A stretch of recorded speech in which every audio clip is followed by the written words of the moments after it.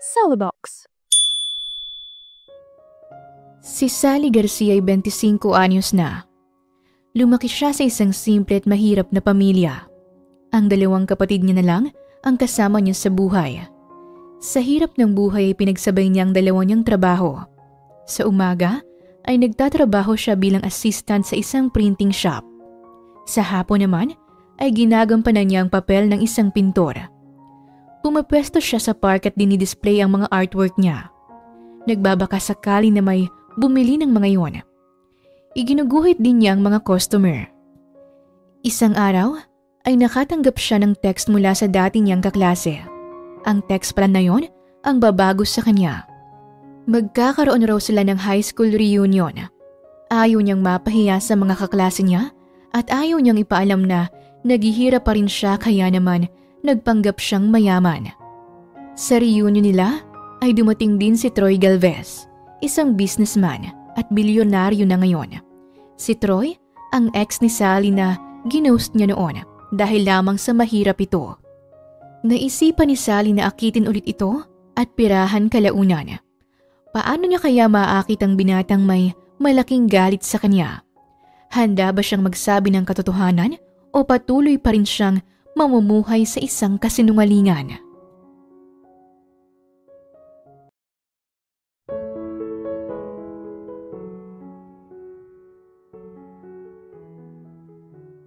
Huwag ka kasing gumalaw, Sean. Baka imbis na maging kamukha mo tong pinipinta ko, ay maging unggoy pa to kakagalaw mo dyan. Umupo ka ng maayos. Sita ni Sally sa kapatid niya na ginawa niyang subject ngayon sa pagpipinta. Ang sakit na kasi ng leeg ko. Stiff neck pa atang aabutin ko dito. Gusto ko nang galawin ang ulo ko. Reklamo naman ni Sean, ang nakababata niyang kapatid. Si Sally Garcia ay 25 years old na. Mula pa man noon ay mahilig na siya sa arts. Bata pa lamang siya ay pangarap niya ng maging isang sikat na pintor. Dahil sa hirap ng buhay ay hindi siya nakapagtapos sa pag-aaral kaya naman isa ang pagpipinta o paggawa ng portrait sa pinagkukunan niya ng pera. Stress siya nitong mga nakaraan kaya naman naisipan niyang magpinta at ang napili niyang ipinta ay ang nakababata niyang kapatid na si Sean. Sa sobrang galing niya ay kuhang-kuha niyang kulot na buhok nito. Mapupungay na mga mata, magandang jawline, matangos na ilong at kahit ang munting dimples nito sa gilid ng labi. 5 minutes na lang, Sean. Konting tiis na lang to. Inaayos ko lang yung ilong mo dito. Pakiusap niya sa kapatid. Napahawak si Sean sa ilong niya. Sinabi nang huwag kang gumalaw eh. Asik ni Sally at sinimangutan nito. Tumawa si Sean. Ang kati kasi ng ilong ko, hindi ko na matiis. Sana sinabi mo sa akin para ako nang kumamot. Sure ka? Kahit nasa loob mismo ng ilong ko nanggaling yung kate. Maarte ka pa naman, Ate Sally. Ani Sean at humalakhak pa. Napanguso si Sally. O siya, huwag ka nang gumalaw. Steady lang. Kung gagalaw ka, mas lalo ka matatagalan dyan. Kung makautos ka sa akin, parang binabayaran mo ko dito ah. Ang gwapo kong model dito tapos wala man lang sahod. Tinaliman ito ng tingin ni Sally. Kaagad na nag-peace sign si Sean at umayos sa pagupo. Nangangati ulit ang ilong nito pero pinigilan niya na lamang itong kamutin. Baka kasi maging dragon na si Sally sa sobrang ines. Rinig na rinig ko sa labas ang bangayan yung dalawa. Ano naman bang pinagtatalunan nyo? Hays, para kayong mga bata. Sabat ni Samantha na kakarating lang. Palipat-lipat ang tingin nito kina Sally at Sean. Si Samantha Garcia ay ang panganay nilang kapatid. Isa itong labandera. Noong nawala ang mga magulang nila, ay ito na ang tumayo nilang ama at ina. Hindi rin naiiba ang itsura ni Samantha kina Sally at Sean. Kulot din ang buhok nito at may katangusan ng ilong. Magandang hugis ng mukha at may dimples din. Sa kanilang tatlo, ay ito ang may pinakamalalim na dimples. Ginawa kong model si Sean sa ginagawa kong portrait. Ang kulit kasi, galaw ng galaw ate. Pagsusumbong ni Sally. Nakangiti namang lumapit si Samantha sa kanya para silipin ang gawa niya. Si Sean yan? Kunot noong tanong nito. Bakit? Pinagtitripan ba ako ni Ate Sally? Siguro ginawa niya akong unggoy dyan no? Tanong ni Sean at naku-curious na. Si Sean yan, upgraded version lang. Ani Sally. Tumawa si Samantha. Hindi ako makapaniwalang si Sean yan. Bakit mas gwapo pa siya dyan sa portrait kaysa sa personal? Pang-aasar nito, kaya tumulis ang nguso ng binata. Pinagtutulungan na naman itong asarin ng mga ate niya. Napailing si Sally at nagpatuloy na sa pagpipinta. Ang galing mo talaga, Sally. Mabuti ka pa may talent. Wala man lang akong katalent-talent. Ang swerte mo. Namana mo ang galing ni Papa sa pagpipinta. Ako nga hirap gumuhit kahit stick na tao lang eh. Komento ni Samantha. Manghang-mangha na naman ito sa kapatid. Proud na ngumiti si Sally. Noong nagsisimula pa lamang sa pagpipinta si Sally, ay si Samantha ang numero 1 tagahanga niya. Isa ito sa naging inspirasyon niya para paghusayan pa ang kaniyang ginagawa. Salamat, Ate Sam. Walang anuman. Balak mo bang ibenta yan? Hindi. Wala namang magkaka-interes sa pagmumukha ni Sean. Grabe talaga kayo sa akin. Sa gwapo kong to. Kapag binenta mo yan, maraming babaeng mag-uunahan para bilhin yan at i-display sa kwarto nila. Marami kayong nagnanasang maangkin ako. Malabo lang siguro ang mga mata ng mga babaeng sinasabi mo. Ani Sally at nakipag-appear pa kay Samantha. Simple lang ang buhay ni Sally. Lumaki siya sa isang maliit at mahirap na pamilya. Ulila na sila. Namatay ang nanay niya sa cardiac arrest noong 8 taong gulang pa lamang siya. Ang ama naman nila ay namatay 2 years ago dahil sa sakit na diabetes. Silang magkakapatid na lamang ang naiwan at nagtutulungan para may makain sila sa pang-araw-araw. Nagtatrabaho si Sally bilang part-timer sa isang printing shop. Nagbebenta din siya ng portrait pero hindi naman ito gaanong mabenta dahil wala masyadong nagkaka-interes sa mga gawa niya. Pero kahit ganon, ay hindi pa rin siya tumitigil. Ma'am, baka gusto po niyong ipinta ko kayo. Mura lang po. Alok ni Sally sa mag-asawang dumaan. Magkano ba? Tanong ng babae at hinagod siya ng tingin. 350 na lang po. Wag na, ang mahal naman. Hindi ka naman sikat. Filingera ka masyado. Tara na nga, Han. Reklamo ng babae at hinila ng asawa nito. Napairap si Sally. Wow ha, binabaan ko na nga yung presyo. At saka kung ayaw niya idiwag niya, hindi ko naman siya pinipilit. Hindi niya naman ako kailangang laitin. Ihampas ko kaya sa kanya tong canvas board. Mabuti na lang talaga at nakapagpigil ako. Kasi kung hindi, ay baka naibuhos ko na sa kanya tong mga pintura. Inis na sambit ni Sally at napaupo na lang sa bench. Sa park siya madalas tumatambay at idinidisplay din niya ang iilan niyang obra. May nabenta naman siyang isang artwork. Kaso, binarat pa siya at binili lang ito ng 300 sa kanya. Hindi na rin siya umangal pa kasi kailangan niya ng pera. Diyos ko Lord, bakit ba ang hirap ng buhay? Gusto ko nang yumaman at maging Disney princess na lang. Bakit ba hindi na lang ako pinanganak na mayaman? Sawa na akong maging mahirap. Tanong niya sa kawalan. May 2 babae na dumaan sa harapan niya. Tumikim siya at sinundan ang tingin ng mga ito. Hindi niya naiwasang makaramdam ng inggit. Puro kasi branded ang suot ng mga babaeng yon, mula sa mga alahas at hanggang sa sapatos na may takong. Ni minsan ay hindi pa siya nakapagsuot ng ganon. Kahit nga alahas na peke ay wala siya.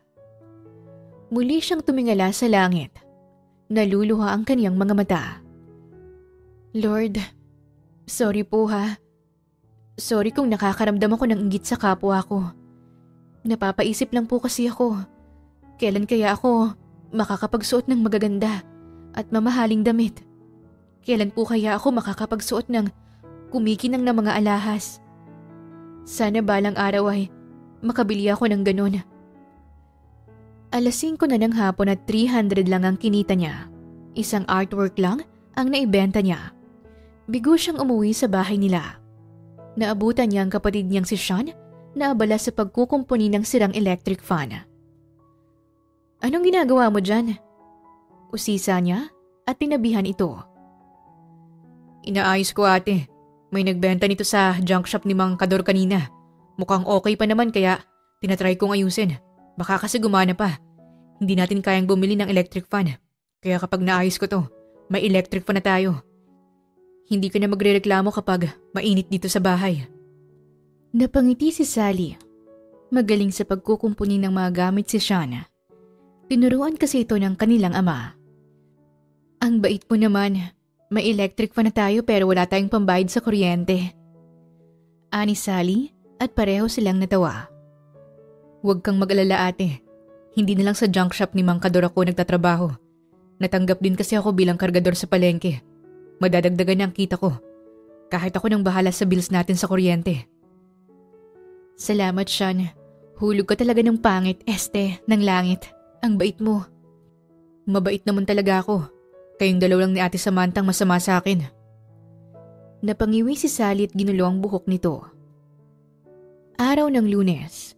Habang naglalakad si Sally pa uwi sa kanila, ay nadaanan niyang isang butik. Gawa sa salamin ng wall nito, kaya kitang-kita niyang magagandang damit na nakadisplay sa loob. Lumapit siya sa salamin. Naagaw ng isang kulay rosas na dress ang atensyon niya. Ubod ito ng ganda at maraming sequins na nakakabit. Sakto pa dahil paboritong kulay ito ni Sally. Wow! Napakaganda naman! Aniya at halos kuminang na ang mga mata. Napatingin siya sa presyo ng damit. Kaagad na napawi ang ngiti niya. Malalim siyang napabuntong hininga. Bibili ka ba, iha? Tanong sa kanya ng isang ginang. Ito ang may-ari ng butik. Lumabas ito para magtapon ng basura kaso napansin siya nito. Napakamot ng ulo si Sally. Nako, hindi po. Wala pa po akong pera. Napatingin lang po ako. Napakaganda po kasi ng dress na yon. Tugon niya sabay turo sa dress na natitipuhan niya. Pwede naman niyang hulog-hulugan. Ibibigay ko sa'yo ng forgive sa'yo. Bale, 3,000 kada kinsenas ang babayaran mo. Pasensya na po kahit na gusto ko ang dress na yan. Ay wala po talaga akong pambili. Babalikan ko na lang po yun sa susunod. Baka makapulot ako ng 5 milyon sa daan. Bahagyang natawa ang ginang. O siya, papasok na muna ako sa loob. Maiwan na muna kita. Kung may sapat na pera ka na, bumalik ka lang dito. Nakangiting tumango si Sally. Opo, sige po. Tinalikuran na siya ng ginang. Muli niyang nilingon ang dress. Hays, napakaganda talaga. Paniguradong babagay yun sa akin. Saad niya. Huwag kang mag-alala, dress. Babalikan kita kapag nagkapera ako. Sana walang bumili sa'yo hanggat hindi pa kita nabibili. Pagkausap niya sa dress, kaagad rin naman siyang tumigil sa pakikipag-usap. Baka kasi sumagot na ito sa kanya.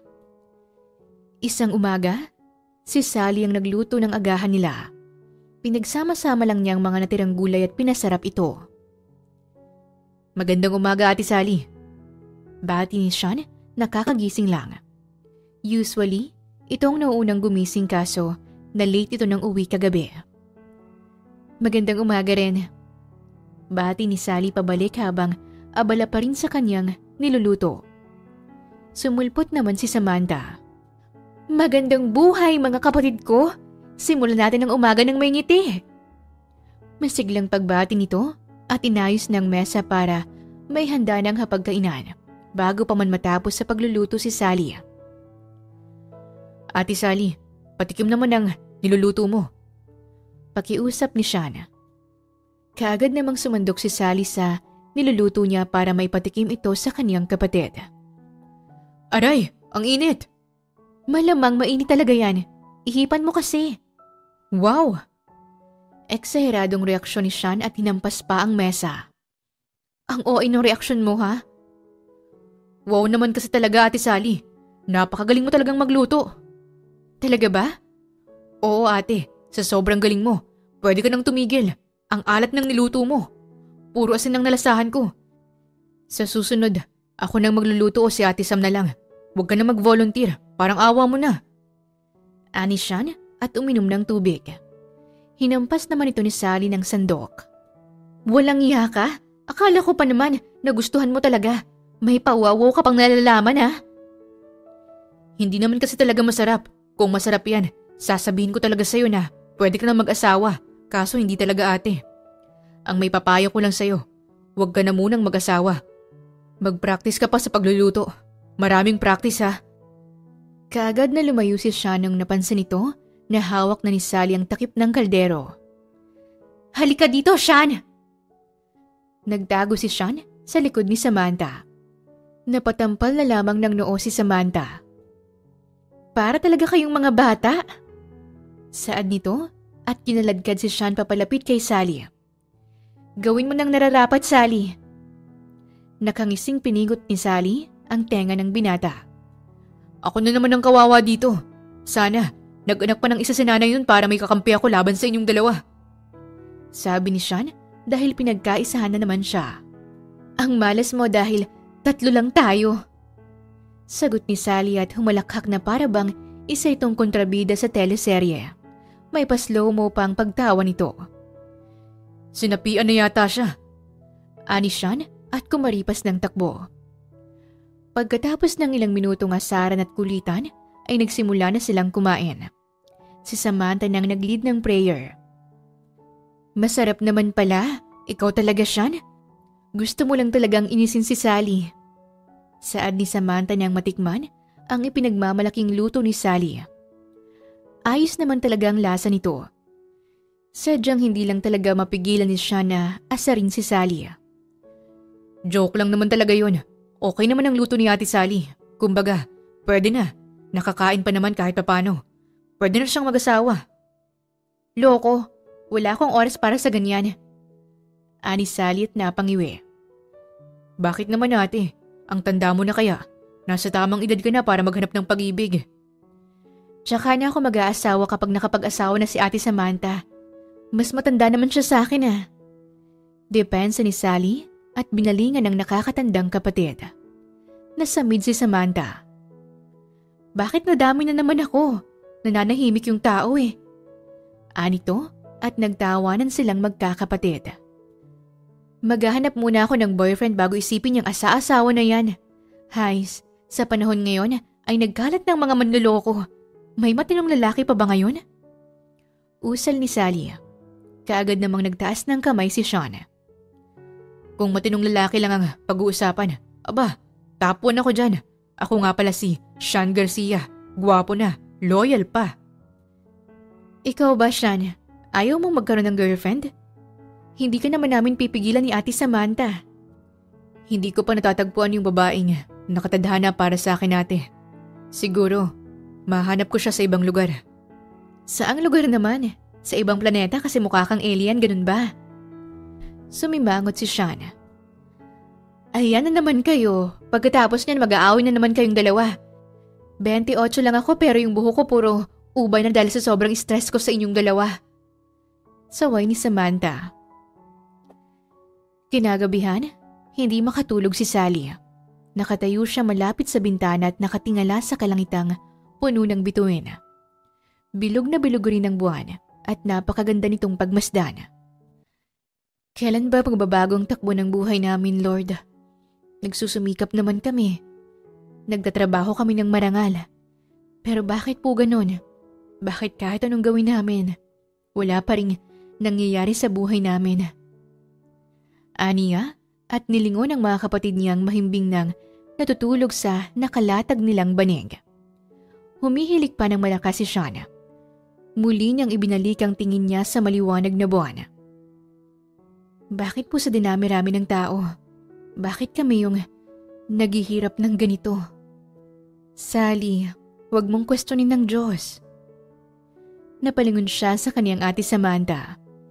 Napalakas ang boses niya kaya nagising niya ito. Sabi nga nila, lahat ng bagay ay may dahilan. Lahat ng pangyayari ay may rason kung bakit nangyayari. At kung mahirap man tayo ngayon, huwag nating questionin ang Panginoon. Ang dapat nating gawin ay magsumika pa tayo lalo. Naniniwala ako na balang araw, magbabago rin ang buhay natin at mararanasan din natin ang masarap na buhay. Magtiwala lang tayo sa Panginoon at ipagpatuloy lang natin ang pagtatrabaho ng marangal. Ate, hindi ka ba nagsasawa sa ganito? Kasi ako sawang-sawa na ako. Inggit na inggit ako sa mga kasabayan ko noon, sa mga dati kong kaklase, sa mga dati kong kaibigan. Umunlad ng mga buhay nila. Malaki ang pinagbago nila. Pero ako, Nandito pa rin ako. Kung gaano kabilis ang pag-unlad nila, kabaliktaran naman yung sakin. Ang hirap maging mahirap, ate. Naluluhang sambit ni Sally. Niyakap naman siya ni Samantha. Naiintindihan kita, Sally. Ganyan din ang nararamdaman ko. Naiinggit din naman ako sa mga taong may marangyang buhay. Alam kong mahirap. Mahirap naman talaga pero ang mahalaga naman ay magkakasama tayo, hindi ba? Nagtutulungan tayo at kahit papaano naman ay nakakasurvive tayo sa mahirap nating buhay. Tama ka, ate. Ang mahalaga ay magkakasama tayo. Kaya ikaw, huwag ka nang magdrama dyan. Matulog ka na lang. Maaga pa ang duty mo bukas sa printing shop. Baka masarmonan ka na naman ng boss mo doon. Bahagyang natawa si Sally. Sanay na kasi siyang nasisarmonan siya ng boss niya at tinatawanan niya na lamang ito dahil alam naman niyang hindi siya magagawang sisantehin ito dahil isa siya sa pinakamagaling at pinakamasipag na empleyado. Sa sobrang galing niya ay pwede niya nang palitan yung may-ari. Panibagong araw na naman para kumayod at magbanat ng buto. Maaga siyang nagtungo sa printing shop. Kagad siyang pinuri ng boss niya dahil sa tagal niya nang nagtatrabaho sa shop ay ngayon lang siya dumating ng maaga. Magandang morning, Boss Rendon. Bati niya. Mas maganda ka pa sa umaga ko, Sally. Sagot ni Rendon. Isa rin ito sa dahilan kung bakit alam ni Sally na hindi siya kayang sisantihin ni Rendon. May malaking paghanga kasi ito sa kanya. Noon pa man ay ramdam na niyang tipo siya nito. Kaso ayaw niya namang patulan dahil napapabalitang may girlfriend na ito. Wala naman sa bokabularyo niya ang maging isang kabit. Paganda ka ng paganda, Sally. Nakapagtataka lang na wala ka pa rin nobyo hanggang ngayon. Wala bang nagpaparamdam? Gusto mong magparamdam ako? Biro lang. Sabi ni Rendon. Marami namang pumaporma. Sadyang wala lang po akong oras para i-entertain sila. Wala pa po kasi rin sa plano ko. Magpapayaman muna siguro ako bago humarot. Paano kung ligawan kita, Sally? Aba, babasta din kita. Huwag ka sanang ma-offend, boss. Diretsahang tugon ni Sally. Napakamot naman ang ulo si Rendon. Biglang nilangaw ang kalbo nitong ulo. Ano bang tipo mo sa isang lalaki? Pangungulit pa ni Rendon. Yung may buhok po. Sagot kagad ni Sally para lang manahimik na ito. Sa buhok pa lang ay bagsak na agad si Rendon. Ni isang hibla kasi ng buhok sa ulo nito ay walang makikita. Sa sobrang kinis rin ng ulo nito ay pwede nang manalamin ng kahit sino. May nilalagay kasi itong oil kaya sobrang makintab. Tinantanan na rin naman siya ni Rendon kaya nakapag-focus na rin siya sa kaniyang trabaho. Pagkatapos ng trabaho niya sa printing shop, ay dumiretso na siya sa parke kung saan inilalatag niya doon ang mga artwork niya. Baka gusto niyo pang magpa-drawing, ma'am. Murang-mura lang po. Alok niya sa ilang customers na dumadaan sa kaniyang harapan. Lahat ng inaalok niya ay tumatanggi. Pagod siyang umupo sa bench at uminom na lamang ng tubig.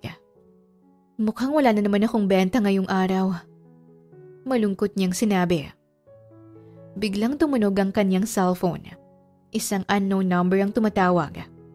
Hindi nakasave sa telepono ang numero at hindi rin ito pamilyar sa kanya. Pero kahit ganon, ay sinagot niya pa rin ito. Hello? Sino po to? Kung scammer ka, wala kang mai-scam sa akin. Sabi niya kagad.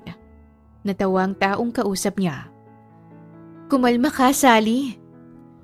Kumunot ang noo niya dahil alam nang tumatawag kung sino siya. Teka lang ha, paano mo nalaman ang pangalan ko? Sino ka ba? Ako to. Sino nga? Sinong ikaw?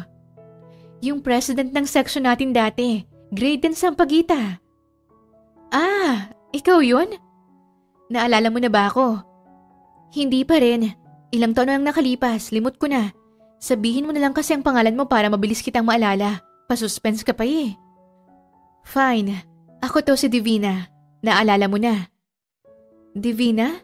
Yung class president namin ng grade 10 na walang ibang ginawa kundi ang ibuli ako at pinagbintangan pang mandaraya sa exam? Ayan, naaalala na kita. Past is past, Sally. Kalimutan mo na yon, nagbago na ako. Hindi na ako nambubuli ngayon. Paano mo naman nalaman ang number ko? Well, trinay ko lang tawagan tong lumang number mo. Mabuti na lang at hindi ka pa rin nagpapalit ng numero. Hinahanap kita online. Wala ka palang social media account? Bakit ka tumawag? Anong meron? Ipapaalam ko lang sana sa'yo na magkakaroon tayo ng high school reunion. Exciting, right? Magkikita na ulit tayong lahat after how many years? And alam mo ba na excited ang lahat na makita ka ulit? I mean, ikaw kayang pinakamatalino sa batch natin. And alam mo naman na ini-expect ng lahat ay ikaw ang magiging pinaka-successful sa ating lahat. I can't wait to see you again, Sally. Pumunta ka ha? I'll send you the details. Litanya ni Divina at tinapos ng tawag. Napalunok si Sally.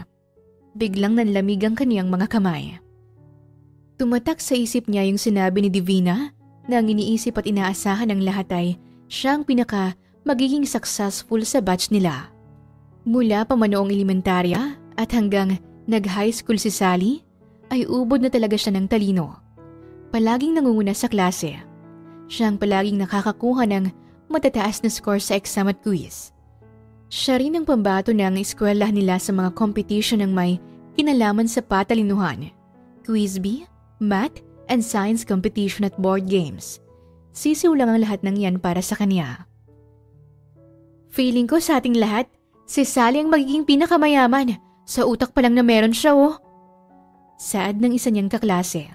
Hanggang ngayon ay tandang-tanda niya pa rin ang mga katagang ito. Pagak siyang natawa. Pinakamayaman? Kung alam lang nilang kinahinatnan ng buhay ko ngayon, baka nga sa aming lahat ay ako pang pinakakulelat. Aniya at nanliit na naman sa kaniyang sarili. Sumama ang pakiramdam niya pagkatapos matanggap ang paanyaya ni Divina, kaya iniligpit na lang niya ang mga gamit niya at umuwi na lamang sa bahay nila. Humilata siya sa sofa at napatitig sa kisame nilang sira-sira na. Butas-butas na ito at sa tuwing umuulan ay bumabaha naman sa loob ng kanilang tahanan. Pupunta ba ako? Tanong niya. Saan ka pupunta? Napabangon siya at napalingon kay Samantha. Nakakauwi lang. Kuryoso itong nakatingin sa kanya at hinihintay ang sagot niya. Parang ang lalim ng iniisip mo, Sally. Ano ba yan? Bakit tinatanong mo ang sarili mo kung pupunta ka ba? Saan ka ba pupunta ha? Nag-text kasi yung dati kong kaklase ate. Ibinalita niya sa akin na magkakaroon kami ng reunion at ini-expect nila na pupunta ako. Gusto nila akong makita ulit. Talaga? Maganda yan. Eh di pumunta ka. Bakit pinag-iisipan mo pa? Masaya ang reunion no? At saka minsan lang mangyayari yan. Makalipas ang ilang taon ay ngayon na lang ulit kayo magkakasama. Huwag mo nang hindian yan. Pero ate, bakit may pero? Kasi mataas yung expectation nila sa akin. Kagaya ng, akala nilang lahat ay sobrang mayaman na ako, Ate Samantha. Kabaliktaran naman nun ang mahirap kong buhay. Sally, wala namang mali kung hindi mo naabot yung expectation ng iba para sa'yo. Buhay mo naman yan at hindi buhay nila. At isa pa, wala ka namang inaapakang tao sa pagiging mahirap, no? Eh ano naman kung hindi ka mayaman? Sobrang halaga ba nun sa party? Mababago ba ang mga buhay nila kapag nalaman nilang mayaman o mahirap ka? Ayoko lang mapahiya, ate. Marahang tinapik ni Samantha ang balikat niya. Alam kong matapang ka, Sally. Totoo ka lang sa party na yon. Ipakita mo lang sa kanila kung sino ba talaga si Sally Garcia. Huwag mong intindihin ang iisipin ng iba sa'yo. Tumango si Sally.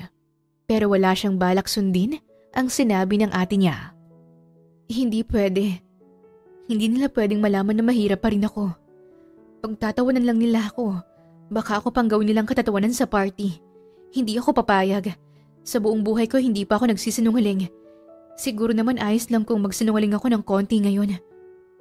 Bulong niya sa kanyang sarili. Binuksan niya ang luma niyang cabinet at inilabas mula roon ang alkansya niya. Mag-iisang taon niya na itong ipon.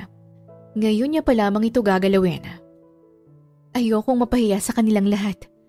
Ayokong isipin nila na mas mababa ako kaysa sa kanila. Aniya pa habang nakatitig sa alkansya niyang kulay dilaw at hugis kahon.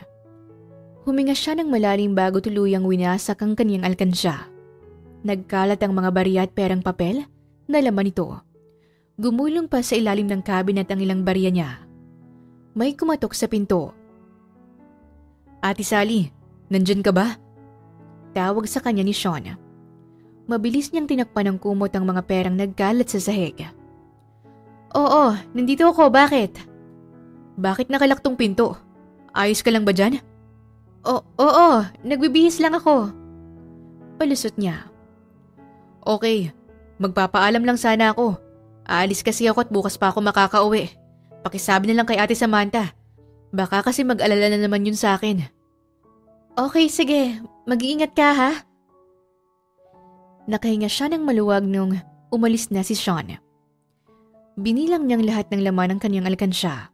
20,000 ang naipon niya.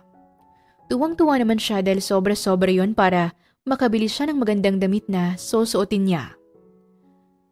O ano na, napag-isipan mo na ba? Tanong sa kanya ni Samantha habang pinagsasaluhan nila ang hapunan nilang tuyo at sinabawang gulay. Ngumiti si Sally. Oo ate, nakapagdesisyon na ako. Gusto kong pumunta sa reunion namin. Mabuti, basta palagi mong tandaan na magpakatotoo ka lang. Napawi ang ngiti ni Sally. Napayuko siya at hindi na muling umimik pa. Ayaw niyang ipaalam sa kapatid niya ang plano niya. Balak niyang magpanggap na mayaman para makasabay siya sa batchmates niya. Noong sumapit ang hapon ay pumunta siya sa isang butik. Balak niyang bilhin yung dress na natitipuhan niya. Habang naglalakad siya ay panidasal niya na sana wala pang bumili noon. Pangarap niya kasing maisuot yon. Pamilyar ka sa akin. Bungad ng ginang at pinaningkitan siya ng mga mata. Ah, tama. Ikaw yung babae nung nakaraan. Bibili ka ba? Balak mo bang bilhin yung dress na gusto mo dito? Tamang-tama. Hindi pa yung nabebenta. May gustong bumili pero hindi ko pinagbili. Nireserve ko talaga yun para sa'yo. Talaga po? Iginiya siya ng ginang sa kung nasa ng kulay rosas na dress. Tuwang-tuwa na hinaplos ni Sally ang tela nito. Pinasadahan rin niya ng kamay ang mga nakadikit na sequins. Napakaganda po talaga nito. Alam mo, Iha, ang anak ko ang nagdisenyo niyan. Bagay yan sa'yo. Gusto mo bang bilhin? Bibigyan kita ng discount kung magbabayad ka ng buo. Cash. Alok ng ginang. Tumango si Sally. Sige po, pahingi po ng discount. Kukunin ko po ngayon. Pumalakpak sa sobrang tuwang ginang at kagad na ipinasukat ang dress kay Sally. Kasyang-kasya ito at hapit na hapit sa balingkinitang katawan niya. Umikot-ikot si Sally sa harap ng salamin. Manghang-mangha siya sa kaniyang itsura. Sa tanang buhay niya ay ngayon pa lamang siya nakapagsuot ng magarang kasuotan. Nagmukha siyang sosyalin dahil sa dress. Ang ganda mo, Iha. Hindi ako nagkamali. Bagay talaga yan sa'yo. Para kang isang prinsesa. Talaga po? Mas maganda yan kung may sandals ka. Sandali, may lumang heels ang anak ko dito na kakulay niyang suot mo. Kung gusto mo ay ibibigay ko na lamang sa'yo yun. Talaga po? Talagang talaga, Iha. Sandalit kukunin ko. Masayang nilisan ni Sally ang butik dalang dress na nabili niya at ang sapatos na ibinigay sa kanya ng may-ari ng butik. Bukod sa dress ay bumili din siya ng alahas. Ngunit masyado itong mahal kaya mga peking alahas na lamang ang kaniyang binili. Hindi naman siguro nila mahalata na peke ito. Tanong niya at napabuntong hininga.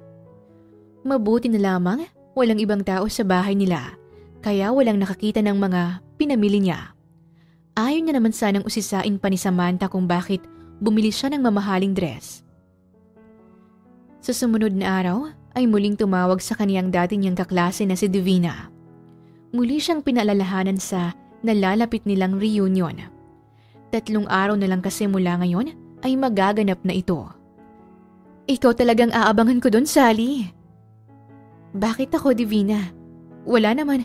Siyempre, ikaw kayang pinaka-successful, hindi ba? Ano na nga palang work mo ngayon, Sally? Namutla si Sally. Hindi niya pwedeng sabihin ng totoo. Ah, engineer. Sagot niya, kahit siya ay nabigla rin sa kaniyang sinabi. Oh, really? Wow, naalala ko, pangarap mong maging nurse dati. Engineer ka na pala? Nagbago na pala ang gusto mo? Napakaganda pala ng trabaho mo. And sure ako na maganda din ang bahay mo. Engineer ka eh. After reunion, tambay tayo sa bahay mo. Magchichikahan lang tayo. Ayos lang naman sa iyo, hindi ba, engineer? Sunod-sunod na napalunok si Sally. Inilibot niya ang paningin niya sa kanilang bahay. Gawa ito sa pinagtagpi-tagping kahoy at yero. Butas ang bubong, sira-sira ang kisame. Basag-basag ang bintana. Masikip ang bahay at luma na ang kanilang mga gamit. Niwala silang aircon, ref at TV. Sally, nandyan ka pa ba? Bakit hindi ka na nagsasalita? Busy lang. Ibababa ko na muna ang tawag, Divina. Kailangan ko pa kasing kausapin yung kasamahan kong engineer. Bye! Palusot ni Sally at ibinaba na agad ang tawag. Ni hindi man lang niya hinintay na makapagsalita pa si Divina. Habol-habol niya ang kaniyang hininga. Sobrang lakas ng kabog ng dibdib niya. Kinabahan siya dahil muntik na siya kanina. Sinong kausap mo? Bakit may nabanggit ka na engineer? Sita sa kanya ni Sean. Mabilis na itinago ni Sally ang telepono niya sa kaniyang bulsa. Wala.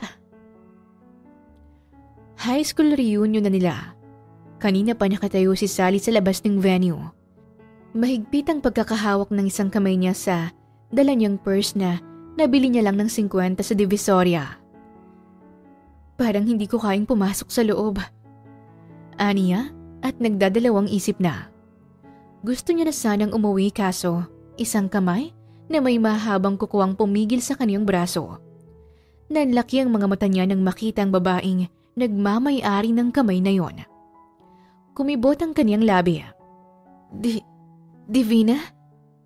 Oh my gosh, Sally! Ikaw nga talaga! Bakit nandito ka pa sa labas, ha? Tanong ni Divina habang binibeso siya. Hilaw siyang ngumiti. Hinagod siya ng tingin nito. Wow! Ang ganda ng dress mo! I love it! Sinong designer ang gumawa niyan? Designer? Napakamot siya ng ulo. Hindi niya kasi alam kung ano ang sasabihin niya. Anyway, masaya akong nakita kita ulit, Sally. Ang tagal na nung huli, right? Nung grade 11 tayo, bigla ka na lang nawala sa school. Lahat kami na-curious kung saan ka nagpunta. Saang school ka nga pala na nag-transfer?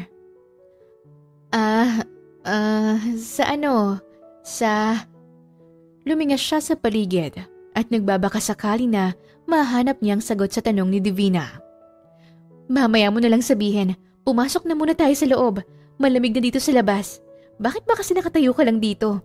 Kanina ka pa nila hinihintay. Aya ni Divina at kinaladkad siya papasok ng venue. Para nang multo si Sally sa sobrang pamumutla niya. Para mabawasan ito, ay simple niyang nilagyan ng lip tint ang kaniyang labi. Mabilis niya ring ibinalik sa bag niya ang lip tint. Mumurahin lang kasi yun at natatakot siya na baka mapuna pa yun ni Divina. Guys! Nandito na si Sally Garcia! Anunsyo ni Divina. Halos lahat ng tao ay napalingon sa kanila. Tumigil ang mga mata nito kay Sally. Kung kanina'y maputla siya, ngayon naman ay kasing pula na siya ng kamatis. Hiyang-hiya siya. Hindi kasi siya sanay na pinagtitinginan ng ibang tao. Matagal na noong huli niyang naranasan ng ganito. Ang ganda mo, Sally. Komento ng dati niyang kaklase. Wala ka pa rin pinagbago, Sally. Nag-i-stand out ka pa rin sa lahat. Pinakamatalino noon. Pinakamaganda naman ngayon. Ang ganda din ng dress mo. Sure akong mahal yan. Sabat naman nung isa pa. Marahang hinawi ni Sally ang iilang hibla ng buhok na nakatakip sa mukha niya. Nginitian niya lang ang mga ito. Hinila siya ni Divina sa isang mesa. Maraming nagkukumpulan doon at si Sally ang center of attraction. Sa sobrang kabatihan niya, gusto niya na lamang magtago sa ilalim ng lamesa para matakasan ang mga ito. Nagsisisi nga siya kung bakit pumunta pa siya. Ang gaganda nila at mukhang mayayaman na rin. Sana all totoong mayaman. Saad niya sa kanyang isipan habang isa-isang tinitingnan ng mga kasama niya sa mesa. Grabe yung travel ko last week. Nagpunta kami sa Paris ng asawa ko. Ang saya at ang dami naming pinamili. Nagpunta rin kami sa Paris Fashion Week. Pagyayabang ng isang babae. Kami naman ang hobby ko ay nagbakasyon sa New Zealand last month. Masaya din and plano nga namin mag-settle down doon. Sabi naman ng isa pa. Parang may bumara sa lalamunan ni Sally. Inggit na inggit siya sa kunikwento ng mga ito. Ni isa kasi sa mga lugar na nabanggit ay hindi pa niya napupuntahan. How about you, Sally? Tanong sa kanya ni Divina. May asawa ka na ba? Asawa? Wala pa. Wala rin akong boyfriend. Wala pa sa ngayon. Tugon niya. Yayamanin ka na ngayon, Sally. Ano-anong mga lugar nang napuntahan mo? Usisa pa ni Divina at mukhang excited pa ito sa ikikwento niya. Bansa? Sa UK. United Carinderia Este. United Kingdom. Pagsisinungaling ni Sally. Gusto niya lang may maipagmayabang rin, kaya nagawa niyang magsinungaling. Wow! Maganda ba doon? Oo, okay naman. Nakapunta na rin ako sa Thailand. Enjoy na enjoy ako sa snow doon. Kumunot ang noon ng mga kasama niya. Snow? Sa Thailand? Bago yan ah. Sa pagkakalam ko'y wala namang snow doon. Malamig na panahon lang. Puna ni Divina. Napakamot ng ulo si Sally. Sorry, nagkamali lang. Sa Japan pala yung snow. Ang dami ko na kasing napuntahan kaya medyo namimix na sila sa utak ko. Palusot ni Sally at nagtawa na naman ang mga ito. Mukhang napaniwala niya naman ang lahat sa mga pinagsasabi niya. Marami pa siyang kwento sa kanila. Kinarir niya na talaga ang pag-aastang mayaman. Kahit ang alahas na suot niya ay pinagmayabang niya na rin. Namangha naman ang lahat ngunit ang hindi alam ng mga ito ay peke lamang yon. Alam niyo ba? Engineer na ngayon si Sally. Kaya kung magpapagawa kayo ng bahay ay sa kanya niyo na ipagawa. Anunsyo ni Divina. Namangha naman ang lahat habang siya ay kinakabahan. Baka kasi may biglang magpagawa ng bahay sa kanya. Wala siyang alam tungkol sa pagpapatayo ng bahay dahil hindi naman talaga siya totoong engineer. Ang successful mo na talaga, Sally. Asawa na lang ang kulang sa'yo. Ani Divina. Ngumiti lamang si Sally at napainom ng juice. Sa kalagitnaan ng pagkikwentuhan nila ay isang lalaki ang nakaagaw ng atensyon niya. Sa katunayan ay hindi lamang ang kanyang atensyon ang nakuha nito kundi halos lahat ng tao sa venue ay napatingin na rin sa lalaki. Ilang taon na ang nakalipas pero tandang-tanda niya pa rin ang mukha nito. Mas lalo itong gumapo pero hindi niya makakalimutan ang itsura nito. Si Troy! Wow! Ang gwapo niya lalo at balita ko nga pala, big time na siya. Billionaire na nga eh. Isa rin siya sa nag-sponsor nitong reunion natin. 75% ng ginastos dito ay galing sa kanya. Saad ni Divina. Napalunok si Sally. Siniko siya ni Divina. Anong tingin yan, Sally? Teka, hiwalay na pala talaga kayo ni Troy? Akala ko chismis lang yon. Bakit kayo naghiwalay? Mukha namang matibay ang relasyon niyo dati ah. Padabog na inilapag ni Sally ang baso. Hindi siya nag-abala pang sagutin si Divina. Si Troy Galvez ay ang ex-boyfriend ni Sally nung high school. Nagsimula sila sa pagiging magkaibigan hanggang sa naging magkarelasyon sila ng 2 taon. Wala silang proper breakup. Isang araw ay bigla na lamang ginost ni Sally si Troy. Nung tumigil siya sa pag-aaral ay itinigil na rin niya ang relasyon nila. Hindi na siya nagpakita pa at dahil lumipat na sila ng bahay, hindi na muli pang nag-cruise ang kanilang mga landas. Ang gwapo talaga oh. Bakit mo pinakawalan yan, Sally? Bulong sa kanya ni Divina. Mariing kinagat ni Sally ang pang-ibabang labi niya. Ginost niya si Troy dahil na-realize niya na gusto niya ng mayamang lalaki. Mahirap lamang si Troy noon. Pareho sila. Dukha na nga siya tapos nakipagrelasyon pa siya sa dukha rin. Ang gusto ni Sally ay ang magkaroon ng mayamang boyfriend kaya't sinukuan niya na ang relasyon nila ni Troy. Noong mga panahong yun kasi masyado ring immature si Troy at walang kaplano-plano sa buhay. Ang swerte ng girlfriend o asawa ni Troy Galvez. Bilyonaryo na yan oh. Kung wala lang akong boyfriend ngayon, ay baka pinatos ko na siya. Ani Divina. Napangiwi si Sally. Isang ideyang naisipan ni Sally. Mayaman na si Troy, kaya balak niyang akitin ito. Kapag naging sila, ay mapeperahan niya na ito at hindi niya nakakailanganin pang maghirap. Ngumisi siya at sinuklay pa atras ang buhok niya. Hoy, Sally! Saan ka pupunta? Sita ni Divina dahil bigla-bigla na lamang siyang umalis sa table nila. Naglakad si Sally papalapit kay Troy. Nasa isang gilid si Troy at may ka-text sa telepono nito. Troy! Tawag niya.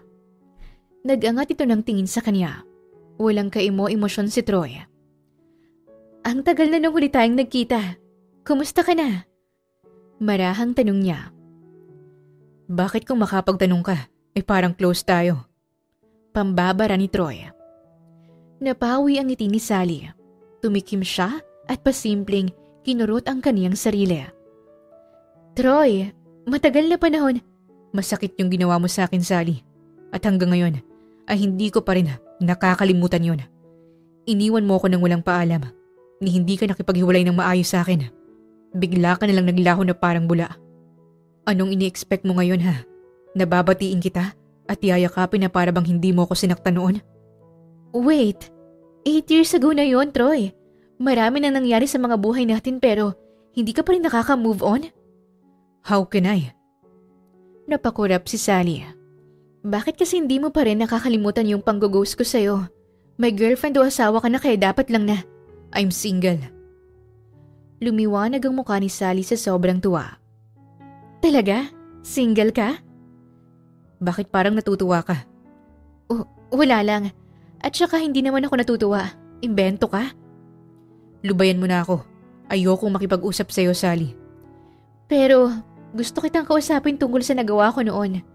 Sorry, Troy. Sobrang late na ng sorry mo. Mariing sambit ni Troy at nilampasan siya. Naiwan siyang tulala at nakanganga. Kaagad naman siyang nilapitan ni Divina. OMG, Sally! What happened ba? Bakit parang galit sa'yo si Troy? Nag-away kayo, no? Naririndi na si Sally sa pagtatanong ni Divina, pero mas pinili niyang sumakit ang tenga niya kesa sagutin ito. Hiwalay na kayo, right? But why do I feel like mahal mo pa rin si Troy? Puna ni Divina. Napayuko si Sally. I have an idea. Gagawa ako ng paraan para magkalapit kayong dalaw ni Troy. At para makausap mo siya ulit. Bakit mo naman gagawin yan para sa akin, Divina? Ayoko lang makakita ng taong sawi sa pag-ibig. And nasisense ko kasi na may chance pa kayo ni Troy. Ako ang magiging kupido niyong dalawa. Papanain ko ang puso niya at papanain ko rin ang puso mo. Chance? Hays, malabo na, Divina. Ayaw nga niya akong patawarin eh. Huwag ka nang malungkot, Sally. Ako nang bahala sa'yo. Anong gagawin mo? Gumisi lamang si Divina at naglakad ito papalapit sa DJ. Nag-request ito ng kanta. Ang party song ay napalitan ng isang romantic song. May malaking space sa gitna at nagtungo doon ang iilang couple. Ang nakatayong si Sally sa gilid ay hinila ni Divina sa dance floor. Kahit si Troy ay hinila din ito habang kumukuha ito ng pagkain. Just enjoy the night, guys. Huwag kayong killjoy, please. Ani Divina at pumalakpak pa habang naglalakad palayo. Magkatapat sina Sally at Troy. Sobrang bilis ng tibok ng puso ni Sally. Para itong sasabog na. Guys, come on. Sayaw na. Sayang yung music kung tutunga nga lang kayong dalawa dyan. Sigaw ni Divina. Inaasar na rin sila ng ilang batchmates nila. Napilitan tuloy silang isayaw ang isa't isa. Napaigtad si Sally nung pumulupat sa bewang niya ang braso ni Troy. Huminga siya ng malalim at sinabit ang kamay niya sa balikat ng binatang kaharap niya. Isinasayaw lang kita dahil pinipilit nila akong gawin to. Sabi ni Troy. Bakit ba diring-diri ka sa akin, Troy? Nagtanong ka pa talaga. Bakit hindi mo yan itanong sa sarili mo, Sally? Alam kong nasaktan kita. But that was 8 years ago. Taray, English yun ah. Mga bata pa tayo noon. Hindi ba pwedeng patawarin mo na lang ako, Troy? Bali wala lang mo talaga para sa'yo yung relasyon na meron tayo noon? Hindi naman sa ganoon, Troy. Ang insensitive mo pa rin, Sally. Sorry. Sorry na naman. Hindi ko na kasi alam kung ano pang sasabihin ko. Kahit naman anong sabihin ko sa'yo, magagalit at magagalit ka pa rin sa akin. Kasing laki na yata ng mundo yung galit mo sa akin, Troy. Kaya naman kitang patawarin, Sally. Talaga? Oo, mapapatawad lang kita kapag sinabi mo sa akin kung ano ang dahilan ng pag-iwan mo sa akin noon. Bakit hindi mo sabihin yun ngayon sa harap ko? Natameme si Sally. Masyadong mababaw ang dahilan ng pag-iwan niya kay Troy at kapag inamin niya yon ay mas lalo lamang lalaki ang galit nito sa kanya. At baka hindi na magtagumpay pa ang pinaplano niyang akitin ito at perahan. Tahimik na lamang nilang isinayaw ang isa't isa. Kaso, sumuko na rin si Troy dahil kanina pa naaapakan ni Sally ang paa nito. Magaling lang magpinta si Sally pero bano itong sumayaw. Kahit nga ang pagsayaw ng budots ay hirap pa siya. Troy, sorry. Nahihiyang sambit ni Sally at sinundan si Troy na paika-ikang naglakad paalis ng dance floor. Umapo si Troy sa bakanting upuan. Kaagad naman itong tinabihan ni Sally. Sorry, sobrang sakit ba talaga ng paa mo? Hindi ko sinasadya. Alam mo naman na hindi talaga ako marunong sumayaw, di ba? Naalala mo pa ba nung prom natin? Gantong-ganto rin yung nangyari. Nung isinayaw mo ako, inaapakan ko rin ang paa mo. Napatitig si Troy sa kanya. Uminit naman ang husto ang kaniyang pisngi at bigla siyang nailang sa pagtitig nito. Ang say natin dati. Sa sobrang saya, bumitaw ka. Kasi may mga bagay na hindi na dapat ipinagpipilitan pa, Troy. Talaga? Bakit ngayon ay parang pinagpipilitan mo ang sarili mo sa akin? Bakit sunod ka ng sunod? Ano bang gusto mong mangyari? Maging tayo ulit? Oo. Maagap na sagot ni Sally.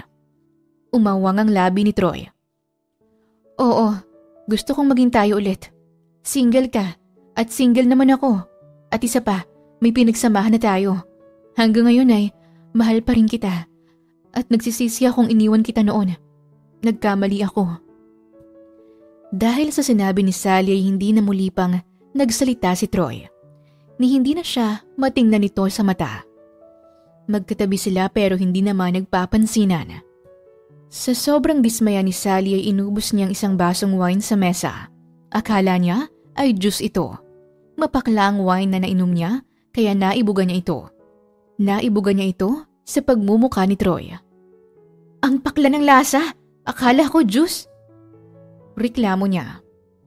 Tsaka lang niya napagtantong nangyari. Basang-basa na ngayon ang mukha ni Troy. Hala! Sorry! Natataranta siyang kumuha ng tissue at pinunasan ng pagmumukha ng binata. Hindi naman kasi juice yung ininom mo. Wine yan. Hindi ko naman kasi alam. Kakulay kasi ng juice na ininom namin ni Divina kanina. Malay ko ba? Ang dami mo ng atraso sa akin ngayong gabi, Sally. Anong gusto mong gawin ko para makabawi? Kailangan ko bang lumuhod sa harapan mo? Lubayan mo lang ako. Ayoko, Troy. Bakit ayaw mo? Di ba sanay ka nang umalis at mang-iwan? Nagawa mo na yan nun. Bakit hindi mo ulit gawin ngayon, Sally? Kasi ayoko nga. Gusto pa kitang makasama, makausap, at matitigan ng ganito kalapit. Ayos lang sa akin kung magsusungit ka basta wag mo lang akong paalisin dito. Humalukip-kip si Troy at nakipaglaban ng titigan sa kanya. Kanina pa napapalunok si Sally. Hindi ko alam kung ako pa rin bang gusto mo. Pero gusto ko lang sabihin ulit sa'yo na ikaw pa rin ang mahal ko. Nung nag-break tayo, wala na akong naging ibang boyfriend. Sumilay ang munting ngiti sa labi ni Troy. Namangha naman siya dahil sa buong gabi ay ngayon pa niya lamang nasilayan ang pagngiti nito. Hanggang ngayon ay ang ngiti mo pa rin ang paborito kong ngiti sa buong mundo. Saad pa niya. Naglaho tuloy ang ngiti ni Troy at napalitan nito ng seryosong ekspresyon. Ano lang trabaho mo ngayon, Sally? Parang nakakaluwag-luwag ka na sa buhay ah. Ako? Engineer. Engineer na ako ngayon. Talaga? Hindi naman yan ang pangarap mo dati. Pero masaya ako para sa narating mo. Sa tagal nating naghiwalay, engineer ka na pala. Pilit na ngumiti si Sally. Kumikibot pa ang gilid ng labi niya. Hindi pa rin natatapos ang kasinungalingan niya. Hindi pa rin kasi siya handang ipaalam sa iba na lugmok pa rin siya sa kahirapan. Natapos na ang party. Nilapitan niya lang saglit si Divina para magpaalam pero bigla nang nawala sa paningin niya si Troy. Teka, nasa na yun? Tanong niya habang hinahanap ito ng kaniyang mga mata. Si Troy ba?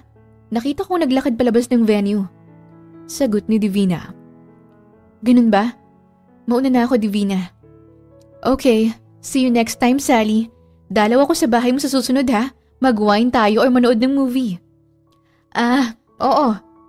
Sagot na lamang ni Sally at tinalikuran na ito. Napairap siya.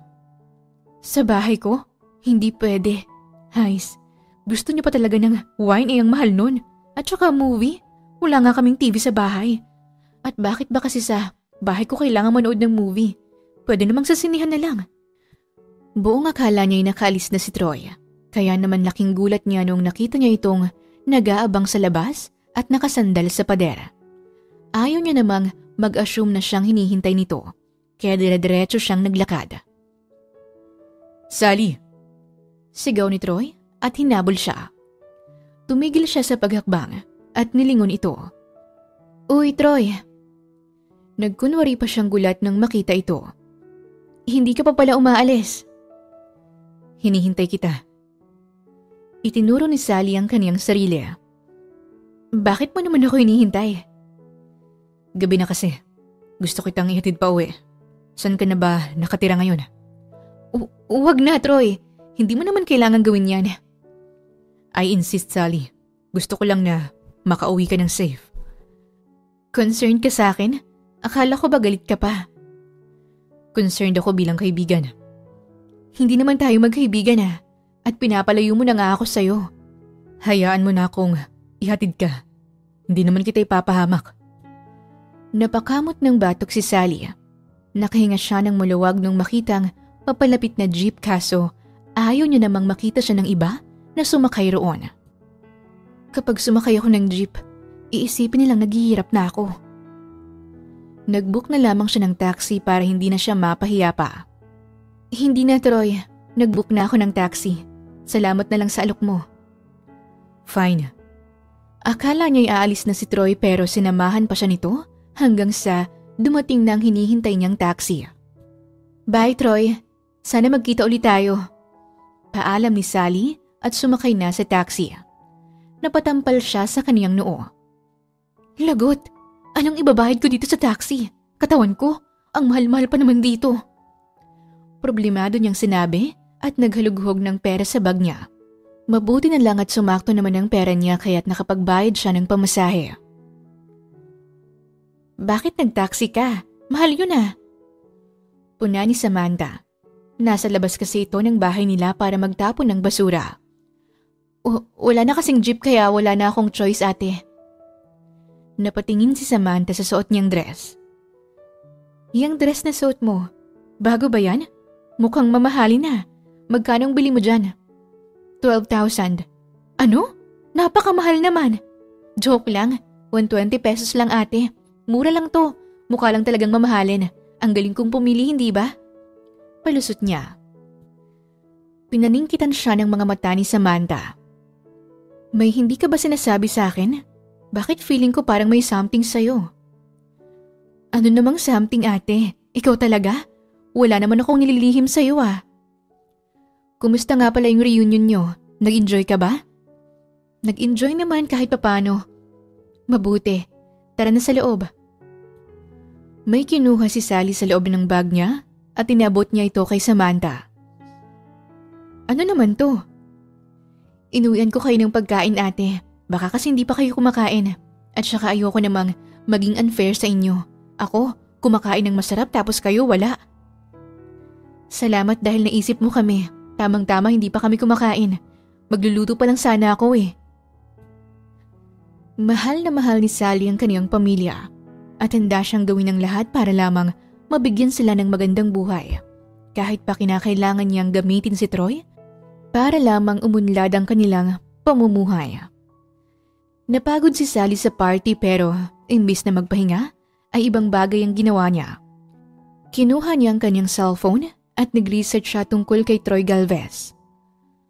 Ang yaman niyo na pala talaga. Komento niya pagkatapos mabasa ang isang article na tungkol kay Troy. Isa na si Troy sa pinakakilalang negosyante ngayon sa bansa.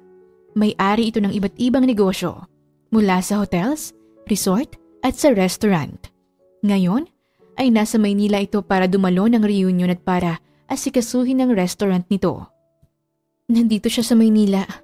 Posible kayang matsyempohan ko siya doon sa restaurant niya. Kailangan naming magkita ulit. Dapat masanay ulit siya sa presensya ko. Sa ganung paraan ay mas mabilis ko siyang makukuha. Pagpaplano niya. Sosyalin ang restaurant na pagmamay-ari ni Troy.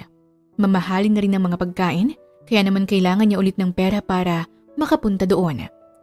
Naisip niyang mangutang sa boss niya kinabukasan. Uy, Sally, kumusta naman ang lakad mo kagabi? Ayos naman, Boss Rendon. Bakit nga pala nandito ka? Bukas pang duty mo. Nakalimutan mo na ba kung anong araw ngayon? Magbabaka sakali lang po sana ako na kung pwede. Paano? Anong paano? Aanuhin kita. Kahit anong pabor ang hinihingi mo ay gagawin ko para sa'yo, Sally. Ikaw pa ba? Malakas ka kaya sa akin? Pwedeng pa utang, boss? Utang? Akala ko pa naman, manghihingi ka ng kiss. Napaismid si Sally. Pwede ba akong umutang sa'yo, Boss Rendon? Oo naman. Magkano ba? Kahit magkano pa, Sally. Ibibigay ko sa'yo. Ipapautang pala. Siyempre, kahit gaano kita ka-type, kailangan mo pa rin akong bayaran. 5,000 po sana. Sige, kahit sa susunod na taon mo na bayaran, Sally. Para saan ba ito? Medyo malaking halaga. May mahalaga lang po akong pupuntahan at kakailangan ko ng ganyang halaga. Tumango si Boss Rendon at nagbilang ng pera sa harapan niya. Napatitig si Sally sa napakaraming pera sa kanyang harapan. Balang araw ay magkakaroon din ako ng ganyang karaming pera.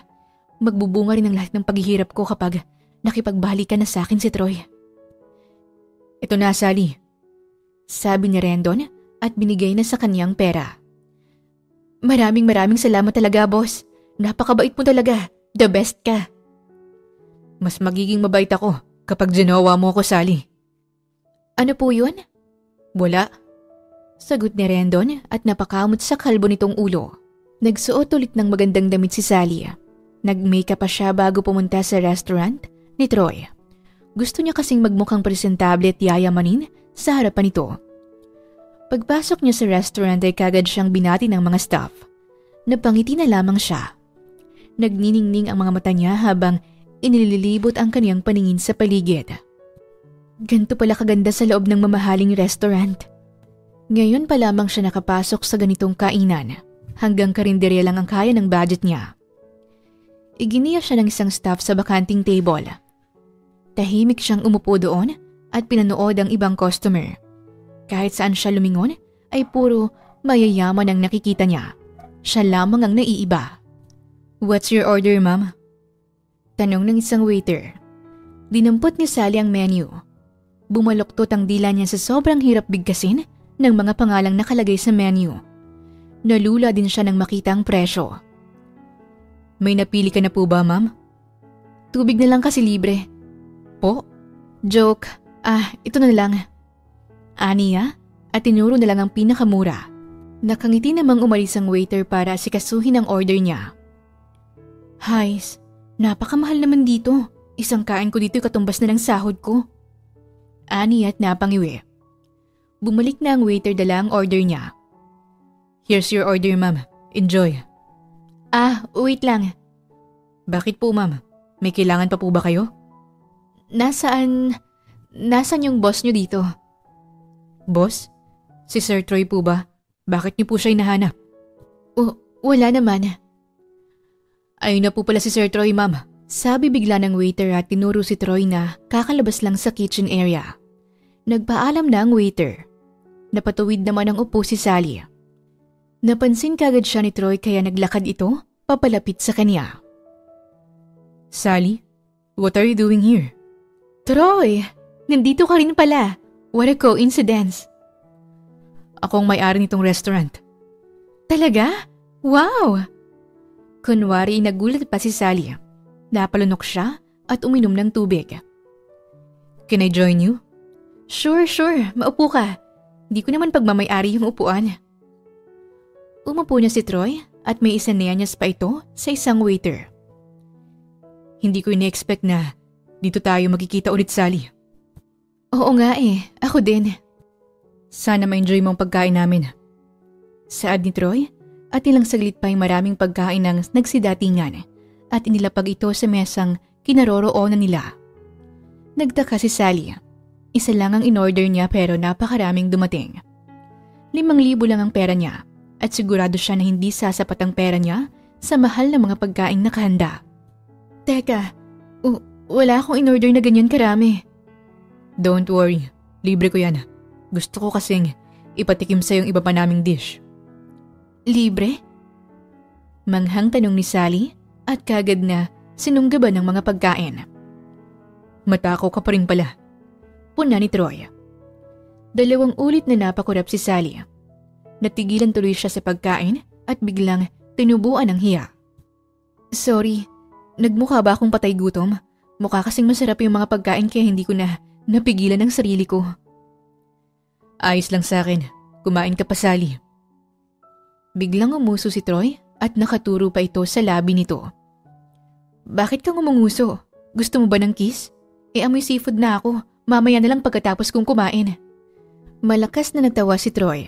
Dumampot ito ng tissue at pinunasan ng gilid ng labi ni Sally. May sauce. Paliwanag ni Troy at natatawa pa rin. Pulang-pula naman si Sally sa sobrang kahihiyan. Gusto niya na lamang magpalamon sa pader o magtago sa ilalim ng mesa.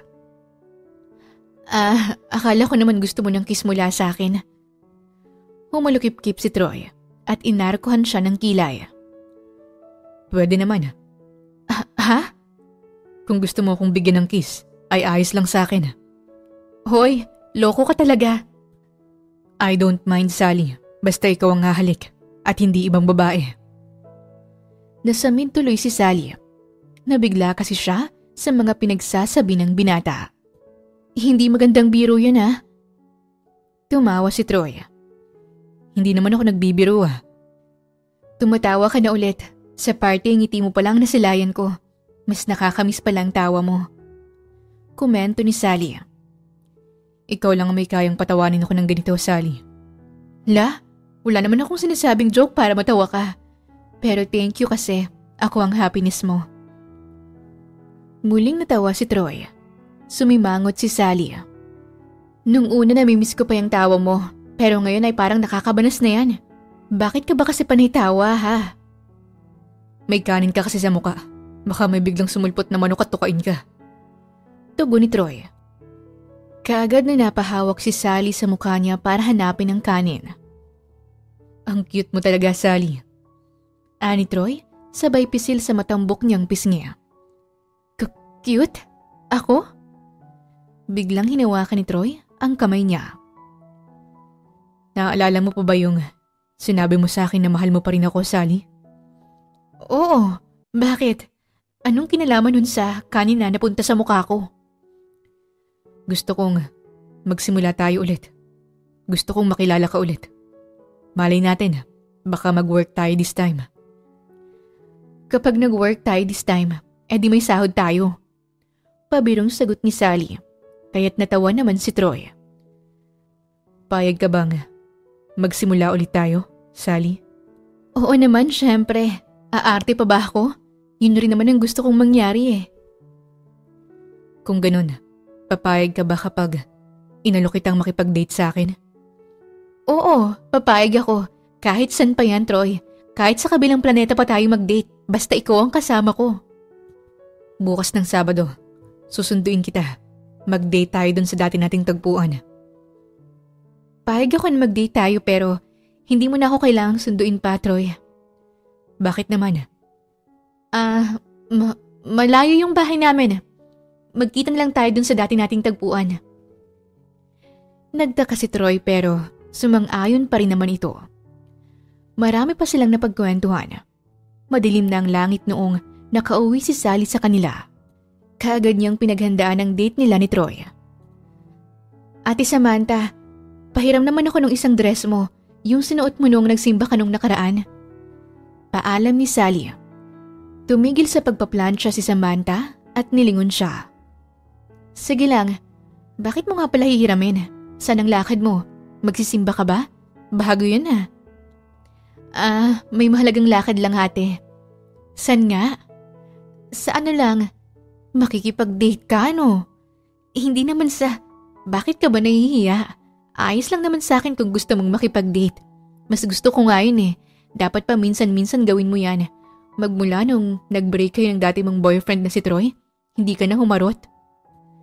Nasamid si Sally sa laway niya. Minsan niya na kasing naikwento sa atin niya ang relasyon nila ni Troy. Yun nga lang, hindi pa nito nakikilala sa personal si Troy. Ayaw rin muna ipaalam ni Sally na makikipag-date siya sa binatang yon. Baka magtaka pa ang ate niya at asarin lang siya.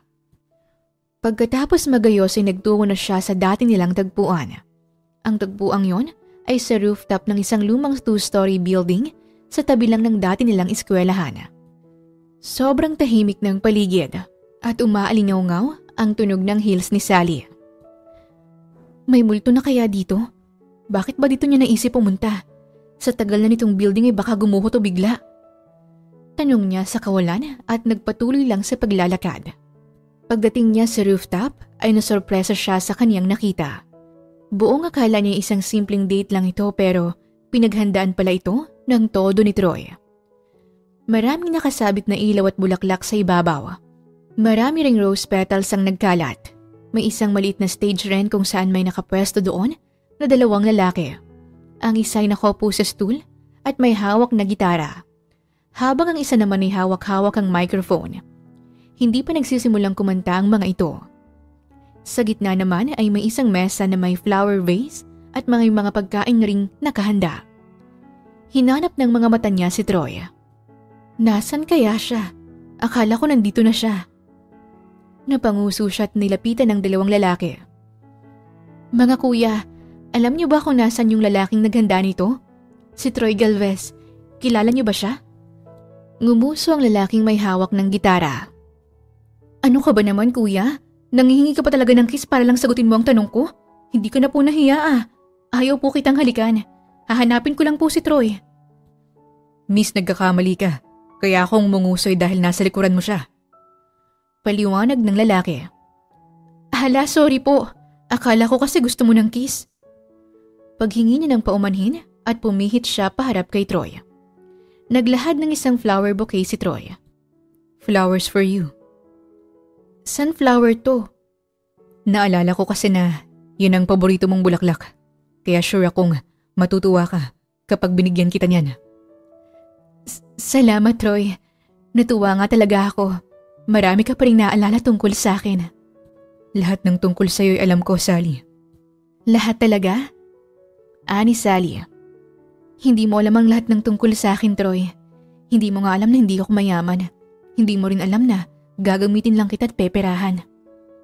Sabi ni Sally sa kanyang isipan at napailing na lamang. Inaya na siyang umupo ni Troy. Ipinaghila pa siya nito ng upuan. Hapon na kaya hindi na mainit ang panahon. Malakas at malamig na rin ang ihip ng hangin. Mabuti na lamang at nakaban ang buhok niya kaya hindi ito nililipad ng hangin. Nakakamiss dito, no? Panimula ni Sally. Tama ka. Nakakamiss nga. Bigla ko tuloy naalala yung pagtakas natin sa klase ni Miss Castro para lang makapag-date tayo at masolo natin ang isa't isa.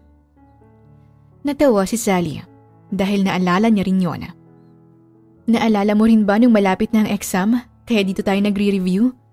Marami kasing tao sa library kaya mas pinili natin dito kasi solo lang natin ang buong lugar. Inabot pa tayo ng gabi noon kaya napagalitan ako ni tatay. Dito rin tayo nag-celebrate ng first monthsary natin. At dito rin tayo unang nagkakilala. Dugtong ni Sally sa sinabi ni Troy. Sa rooftop na ito sila unang nagkakilala. Third year high school sila noon. Sa rooftop na ito, madalas tumatambay si Troy. At isang araw ay bigla na lamang napadpad si Sally dito at iniiyakan ang mababa niyang score sa quiz. Usually kasi ay nape-perfect niya yung quiz pero noong panahon na yon ay nagkaroon siya ng 2 mali kaya sobrang nalungkot at napaiyak na lamang. Mahalaga kasi para sa kaniyang mataas na marka. Sa kakaiyak niya ay napagkamalan pa siyang multo ni Troy.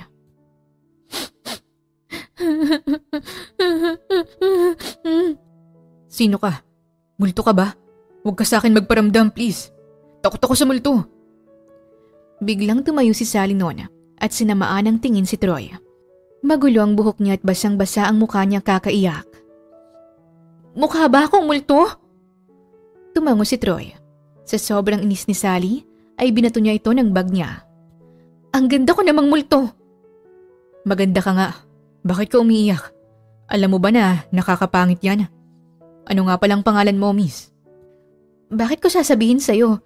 Hindi ko sa'yo sasabihin ang pangalan ko. Hindi naman tayo close.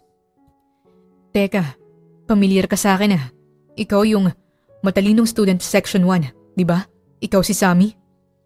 Napairap si Sally. Sally Garcia ang pangalan ko, hindi Sammy. Eh di sinabi mo rin ang pangalan mo. Ako nga pala si Troy Galvez, galing section 3. At doon na nagsimulang umusbong ang pagkakaibigan nila na humantong naman sa pagiging magkaibigan. Tawang-tawa silang dalawa habang inaalala ang masasayang memories nila sa lugar na ito. Kung hindi tayo naghiwalay noon, siguro kasal na tayo ngayon. Biglang sinabi ni Troy. Nasamid tuloy si Sally sa kinakain niyang tahong. Bakit mo ba kasi ako iniwan, Sally? Anong nagawa kong mali sa'yo? Wala, Troy. Ako yung problema. Bakit hindi mo masabi-sabi sa akin yung dahilan mo? Kasi may mga bagay na mas magandang wag na lang ipagsabi. At akala ko ba gusto mo magsimula tayo ulit? Bakit kailangan pa nating alalahanin yung masalimuot na nakaraan? Past na yon. Hindi na dapat natin yun pinag-uusapan. Kung ano man yung rason ko, wala kang kasalanan doon. Iniwan kita dahil ginusto kong gawin yun noon. Napatango si Troy. Pasensya ka na. Sinira ko yung masayang mood natin. Ayos lang. Ibahin na lang natin ang topic. At ibang bagay na lamang ang kanilang pinag-usapan. Pagkatapos ng date na yon, ay hindi mabura-bura ang ngiti sa labi ni Sally. Inaamin niya naman sa sarili niya na masaya siya at isa pa, unti-unti na niyang nakukuha ulit ang loob ni Troy. Ang ganda ng ayos mo ah. Saan ka galing ate? Usisa ni Sean pag-uwi niya sa bahay nila. Nakipag-date yan. Sabat ni Samantha at nakangisi ito. Talaga? Nakipag-date ka? Wow! May puso ka na! Congrats! Pangaasar ni Sean at niyakap siya. Tigilan mo nga ako, sikuhin kita dyan eh. Asik ni Sally at tinulak si Sean palayo sa kanya. Kinukongrats ka na nga eh, galit ka pa. Kasi alam kong inaasar mo na naman ako. Halata ba ate? Pero seryoso nga. Kaya ka ba umalis ay dahil nakipag-date ka talaga? Oo. Sinubukan ko lang. Sino yung malas na lalaki ate? Malas talaga? Hindi naman siya malas sa akin ah. Ani Sally at pabirong sinakal si Sean. Kaagad namang pumagit na si Samantha sa kanila. Binatukan pa nito si Sean. Ikaw talaga, inaasar mo na naman si Sally. Saway ni Samantha. Napahimas naman si Sean sa parteng nabatukan ni Samantha. Joke lang, high blood agad kayo at saka pinagtutulungan niyo naman akong dalawa. Simangot ni Sean. Kapag talaga ikaw nakipag-date, uulanin kita ng pangaasar, Sean. Banta ni Sally. May date na ako, hindi niyo lang alam. Piling sambit ni Sean. Sino? May pumatol sa'yo? Pambabara ni Sally. May papatol naman talaga dyan kay Sean. Ang gwapo niya kaya. Sambit ni Samantha. Ngumiti naman si Sean at yumakap ito kay Samantha. Salamat Ate Sam. Puti ka pa. Na-appreciate mong kagapuhang taglay ko. Guwapo ka naman talaga kapag nakapikit kami. Ani Samantha at malakas na natawa. Si Sally naman ay halos mapaluhod na kakatawa. Tuwang-tuwa ito sa nababanas na mukha ni Sean. Kumain na nga lang tayo. May dala akong pagkain. Aya ni Sally. Pumayag kasi si Troy na iuwi niya yung mga tira nilang pagkain. Napakarami kasi ng pagkain kaya hindi na nila naubos pa. Wow! Mukhang masasarap yan ah. Yayamanin. Mayaman ba yung boyfriend mo, ate? Tanong ni Sean. Hindi ko siya boyfriend. Nagde-date pa lang kami. Pareho lang naman yun. Marami ba talaga siyang erap? Anong erap? Pera. Ang pagong mo naman. Anong pagong? Bakit may pagong? Pagong. Slow. Mabagal kang makaintindi. Isang ganyan mo pa? Mamamani Pacquiao ka sa akin, Sean. Anong Manny Pacquiao? Masusuntok kita sa bagang. Sagutin mo na lang kasi yung tanong ko. Mayaman ba yun? Mukha kasing hindi basta-basta yung mga pagkain dala mo. Secret, baka juwain mo pa siya. Babae ang gusto ko. Depensa ni Sean. Ang isang date nila Troy at Sally ay nasundan pa ng isa, dalawa at hanggang sa hindi na mabilang na date. Kung saan-saan sila nagpupunta. Sa cafe, sa restaurant at sa beach. Ang mamahal naman ng kape nila dito. Wala bang 3-in-1? Kahit ako na lang sanang magtimpla. Sabi ni Sally sa kaniyang isipan. Nasa isang coffee shop sila. Nag-aya kasi ng coffee date si Troy. Hindi ka pa ba o-order, Sally? Orderin mo kahit anong gusto mo. Akong magbabayad. Lumiwanag agad ang mukha ni Sally. May lakas ng loob na rin siyang umorder dahil hindi naman siyang magbabayad. Sa susunod na date natin, ikaw naman ang magplano. May gusto ka bang puntahan? Wala naman akong masyadong alam sa pakikipag-date. Ikaw na lang ang bahala, Troy. Kahit saan naman ay sasama ako sa'yo. Kahit pa sa impyerno. Charot. Sally, gusto sana kitang ipakilala sa mga magulang ko. Naikwento kasi kita sa kanila. Nung tayo pa noon ay hindi kita nagawang ipakilala sa kanila dahil ayaw mo. Siguro naman ay ayos lang sa'yo kung ipakilala na kita ngayon sa kanila. Baka kasi ayaw sa akin ng mga magulang mo, Troy. Nagustuhan nga kita. Sila pa kaya? At saka, feelings naman nating dalawang mahalaga dito. Kung ayaw nila sa'yo, ipaglalaban kita, Sally. Bigla namang bumilis ang tibok ng puso ni Sally. Parang sasabog ng puso niya sa sobrang tuwa. Sige, Troy. Pumapayag na ako. Kailan ba? Kung kailan ka available. Alam kong hectic ang schedule ng mga engineer at lalo ka na. Kailan ka ba hindi busy? Sa Sabado na lang. Saturday din. Ipapalam ko kagad kina mama pag uwi ko mamaya. Matutuwa ang mga yun. Tipid lamang nang umiti si Sally. Araw na ng Sabado. At ito na ang araw para ipakilala niya si Troy sa mga magulang nito. Ayaw niyang magpasundo kay Troy kaya binigyan na lamang siya nito ng address. Tumigil ang taxi na sinasakyan ni Sally sa harap ng mataas na gate. Sa loob ng gate na yon ay may malawak na lupain at may nakatayong malaking bahay na pinaghalong puti at ginto ang kulay. Napakaganda ng bahay nila. Ang layo-layo ng buhay ni Troy sa buhay ko. Magandang umaga, ma'am. Ikaw na bang bisitang kanina pa hinihintay ng mga Galvez? Tanong ng guardia at pinagbuksan siya ng gate. Ako nga po. Ako po si Sally Garcia. Tara po, ma'am. Igigiya kita papasok ng mansyon. Sinamahan siya ng guardia hanggang sa dining area kung saan naroon ang pamilyang Galvez. May katandaan na ang mga magulang ni Troy, pero batang-bata pa rin ang itsura ng mga ito. Sa unang tingin ay mapapansin agad na isa silang mayamang pamilya. Halos mapanganga si Sally sa alahas na suot ng babaeng Galvez. Malalaki kasi ang diamond sa kwintas na suot nito. Ganun rin sa singsing at sa suot nitong hikaw. Sally, nandyan ka na pala. Ani Troy at sinalubong siya. Bineso siya nito at hinila papalapit sa mesa kung saan nakaupo ang mga magulang ni Troy. Ma, pa, ito na po pala si Sally. Sabay na napatingin ang mag-asawang Galvez. Sally Garcia, ha? Saad ng ginang at hinagod siya ng tingin. Magandang araw po. Bati ni Sally at muntik pa siyang mautal dahil sa sobrang kaba. Maupo ka, iha. Sabi ng ama ni Troy. Kagad namang umupo si Sally. Nanginginig at nanlalamig ang mga kamay niya. Kumalma lang ito nung hinawakan ito ni Troy. Calm down, Sally. Nandito lang ako. Huwag kang matakot. Bulong ni Troy. Ang sama makatingin sa akin ng mami mo. Galit yata. Natatakot ako. Bulong ni Sally pabalik at pilit na iniiwasan ang mariing tingin ng ginang. Ma, tinatakot mo naman si Sally. Saway ni Troy. Nanlaki ang mga mata ni Sally at pasimple niyang hinampas ang hita ni Troy. Bakit mo sinabi sa mami mo? Kabadong sambit ni Sally. Bigla na lang humalakhak ang ginang.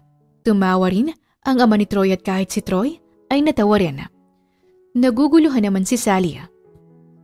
Ano bang nangyayari sa pamilyang to? Bakit bigla-bigla na lang silang tumatawat sabay pa talaga? Hindi naman siguro sila sinasapian, no?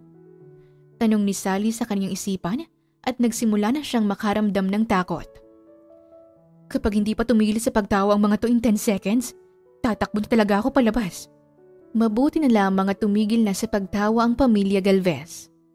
Mag-relax ka lang, iha. Pinaprank lang kita. Welcome to the family. Balita ko'y patay na patay sa itong anak ko. Hindi naman pala nakakagulat kung bakit. Sa ganda mo ba namang yan? Hindi kita masisisi kung nagkakandara pa si Troy sa'yo. Litanya ng ginang. May kinuha itong isang paper bag na may logo pa ng isang sikat na brand. Ano po ito? Gift ko sa'yo. Open it. Kaagad na tiningnan ni Sally ang laman ng paper bag. Bumungad sa kanyang isang kulay puting relo. Mahal to ah. Deserve mo naman yan. Pinapasaya mo ang anak namin. Bale, pa-thank you gift ko na rin sa'yo yan, Sally. Hindi naman po kailangan pero salamat po, ma'am. Ma'am? Bakit, ma'am? Tita na lang. Salamat po, tita. Ayan, natutuwa talaga ako na sa wakas ay nakita na rin kita, Sally. Halos araw-araw kang kinukwento sa amin ni Troy at sumasakit na nga ang tenga namin sa pagbanggit niya sa pangalan mo ng paulit-ulit. Alam mo ba, ito lamang ang unang beses na nagdala ng babae si Troy dito sa bahay namin at girlfriend pa niya. Napaubo si Sally. Ma, hindi pa kami. Sagot ni Troy. Ha? Sorry, akala ko kasi kayo na. Nasa dating stage pa lang kami, ma. Bakit naman ang tagal ng progress? Mukha namang gusto niyo ang isa't isa. Bakit niyo pa pinapatagal? Kung ako lang ang masusunod ay gusto kong ikasal na agad kayo. Para naman magkaroon na ako ng apo. Ang tahimik dito sa bahay. Hindi naman pwede na mag-anak ako. At saka, uniko iho ka namin. Ikaw lang ang kaisa-isang pag-asa namin para magkaroon kami ng apo, Troy. Mas lalong naubo si Sally. Ma, apo agad? Hindi ko pa nga girlfriend si Sally tapos gusto mo nang buntisin ko na agad siya? Gulantang nasambit ni Troy. Anong mali doon? Ayos lang naman kung pag-uusapan natin ng ganitong bagay. Hindi naman kayo na mga bata. Nasa tamang edad na kayo para magpakasal at magkapamilya. Pulang-pula na ang mukha ni Sally. So, anong klaseng buhay ang meron ka, Sally? Usisa ng ginang. Simpleng buhay lang po ang meron ako. Nagtatrabaho ako para makatulong sa mga kapatid ko. Wala na po akong mga magulang. Dapat mag-lunch ulit tayo soon. Yung kasama ng mga kapatid mo. Nais ko rin silang makilala. Sa tingin ko interesting din sila kagaya mo. Mas masaya kapag marami tayo. Sige po. Anytime po, tita. Naging maayos naman ang lunch niya kasama ang mga Galvez. Ramdam niya naman ang pag-welcome ng mga ito sa kanya. Mabilis niya ring nakasundo ang mami ni Troy na nung una ay akala niya hindi siya magugustuhan. Pagkatapos kumain ay naglakad-lakad muna sila sa hardin para matunaw ang kanilang mga kinain. Parang gustong-gusto ka ni mama. Sabi ni Troy na natuwa rin dahil nagkasundo ang dalawang mahalagang babae sa buhay nito. Akala ko talaga masungit ang mami mo. Akala ko Aalokin niya kagad ako ng 10 milyon para lang layuan kita. Palagi talaga siya nagpagkakamalang masungit. Nabanggit mo rin naman kung sakali bang inalok ka ni mama ng 10 milyon para lang layuan ako. Tatanggapin mo ba yun, Sally? Lalayuan mo ba ako kapalit ng pera? Tumikim si Sally. Hindi no. Bakit naman kita ipagpapalit sa pera, Troy? Mas mahalaga ka sa akin. Talaga? Mahalaga ako para sa'yo? Oo naman. Napapasaya mo ako. At saka palagi mong sinisigurado na okay ako. Kinikilig ako, Sally. Ganyan kang kiligin? Walang reaksyon? Naalala ko dati. Sa tuwing kinikilig kay, napapatumbling ka pa. Natawa si Troy at bigla na lamang itong tumambling. Napasinghap naman si Sally. Nagulat sa ginawa nito. Kinikilig ka nga talaga? Mabuti na lang talaga at dumalo ako sa reunion natin nun. Kasi kung hindi ako tumuloy, hindi tayo magkikita ulit. Hindi tayo aabot sa ganito. Hindi natin maayos yung relasyon natin sa isa't isa. So, nagdadalawang isip ka palang pumunta nun? Wala talaga sa plano ko ang pumunta. Ayoko lang makita ka ulit. Kaso, pinilit ako ng mga kaibigan ko na pumunta. Nung pumunta ako ay, ikaw agad ang una kong nakita, Sally. Sinabi ko sa sarili ko na kapag nagkita ulit tayo, gagawin ko ang lahat para maiwasan ka. Pero wala eh. Masyadong malakas ang epekto mo sa akin at hindi ko nagawang layuan ka. Ipinagtabuyan mo kaya ako noon? Kunwari lang yon, pero ang totoo ay kabaliktaran nun ang gusto kong mangyari. Gusto kong magstay ka pa rin sa tabi ko.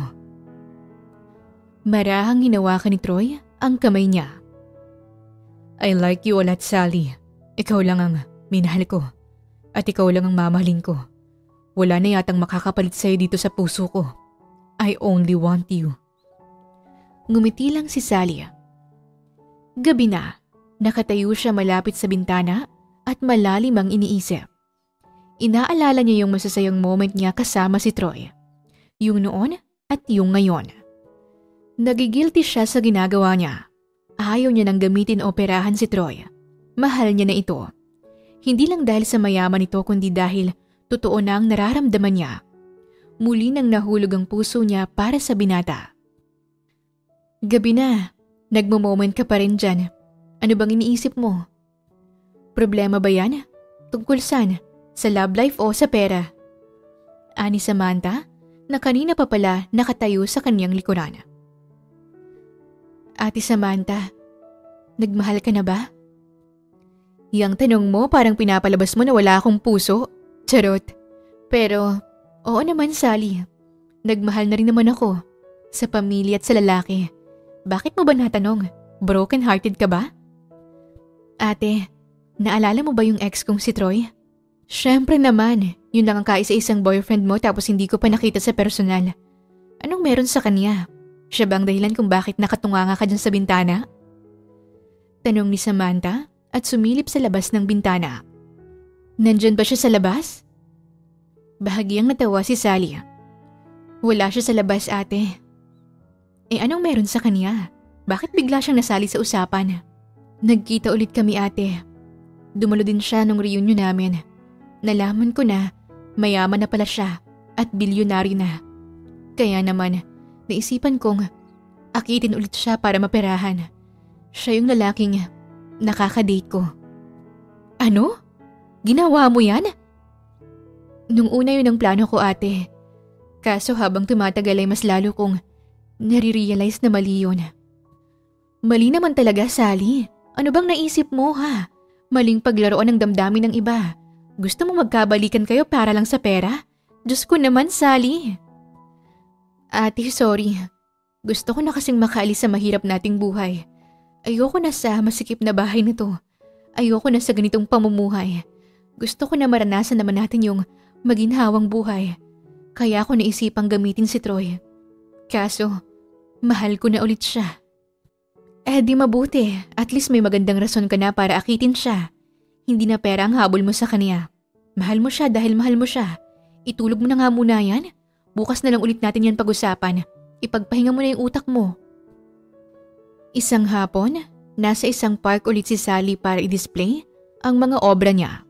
Habang nakaupo siya sa bench ay isang pamilyar na lalaki ang huminto sa harapan niya. Nakangiti ito sa kanya habang siya naman ay gulat na gulat. Troy, kailan ka pa nakauwi? May business trip kasi si Troy sa Spain at hindi man lang ito nag-text kay Sally na nakauwi na pala ito. Niyakap siya ni Troy. Surprise! Hindi ko na sinabi sa'yo kasi gusto kitang sorpresahin. Paano mo nga pala nalaman na nandito ako? I have my way, Sally. Napatingin si Troy sa mga painting niya. Ikaw ang may gawa ng lahat ng to? Oo eh. Wala ka pa rin kupas. Ngayon ko na lang ulit nasilayan ang obra mo. Kapag wala akong trabaho ay tumatambay ako dito at binibenta ang mga gawa ko. Pwede ba akong bumili? I-display ko sa bahay. Talaga? Bibili ka? Bibilhin ko ang lahat ng ito. Hindi makapaniwala si Sally. Si Troy pa lang kasi ang gustong pumakyaw ng artworks niya. Sigurado ka ba? Papakyawin mo talaga? Ibibigay ko na lang ng mura sa'yo, total. Marami naman ang bibilhin mo. Huwag mong ibigay ng mura sa akin, Sally. Ibigay mo sa tamang presyo. Magbabayad ako kahit magkano pa. Mahirap ang paggawa nito, kaya dapat hindi mo binababaan ang presyo ng mga to. Marami kasing nagrereklamo sa tuwing nalalaman nila kung magkano ang mga to. Yung finished product lang kasi ang nakikita nila. Hindi nila nakikita yung hirap at pagod mo sa pagtapos ng isang painting. Napangiti si Sally. Bukod sa mga to, ay may gusto pa akong bilhin, Sally. Pwede mo ba akong ipinta? Oo naman. Kagad silang umupo sa bench. Nasa tabi niya si Troy at nakaharap ito sa kanya habang naka-poker face lang. Nakangiti si Sally habang pinipinta ito. Ang mukha ng pinipinta niya ngayon ay ang mukha ng lalaking gusto niyang makasama sa habang buhay. Troy, may gusto sana akong ipagtapat sa'yo. Sobrang seryoso mo naman yata, Sally. Inilapag ni Sally ang brush na hawak niya at malalim siyang napabuntong hininga. Troy, sorry. Bakit bigla-bigla ka nalang humihingi ng tawad? Pumangit ba ako dyan sa painting mo? Ayos lang naman sa akin kung tumabingi ang ilong ko dyan. Bibilhin ko pa rin yan. Hindi ito tungkol sa painting. Tungkol ito sa atin. Nagkasalubong ang kilay ni Troy. Troy, ayoko nang magsinungaling pa. Gusto ko nang aminin sa iyo ang totoo. Mahirap lang ako. Hindi ako mayaman. At mas lalong, hindi ako nakapagtapos ng pag-aaral. Hindi talaga ako engineer. Sinabi ko lang yun para hindi mo ako maliitin. Nagpapanggap lang akong mayaman. Hindi umimik si Troy at tahimik lang siyang pinakinggan. Noong nakita kita sa reunion natin, ay sinadya ko talagang lapitan at kausapin ka kasi gusto kong akitin ka at plano kong perahan ka kapag naging tayo ulit.